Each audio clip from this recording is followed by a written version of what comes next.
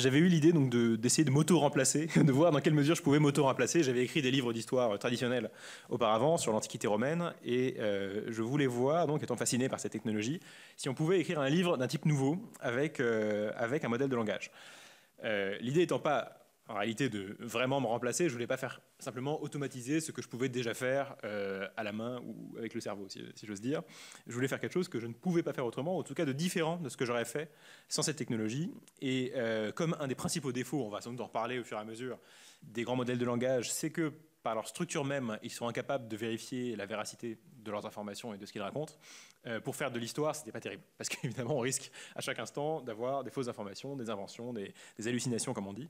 Et donc, je me suis orienté vers une uchronie, donc d'imaginer justement ce qui ne s'est pas passé. Et l'histoire, si elle avait, enfin, telle qu'elle aurait pu être, si un événement avait changé. Et là, au contraire, la capacité, enfin plutôt ce défaut des modèles de langage qui consiste à inventer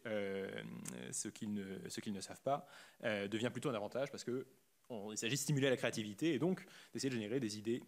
d'histoire qui ne s'est pas passée. Donc voilà, c'est comme ça que j'en suis venu à écrire ce livre qui est en fait composé à la fois d'un récit narratif où je guide l'IA pour voir, essayer d'imaginer ce qui aurait pu se passer dans un empire romain qui aurait connu justement des avancées technologiques importantes, et ensuite je commente moi-même en reprenant la plume ce que ça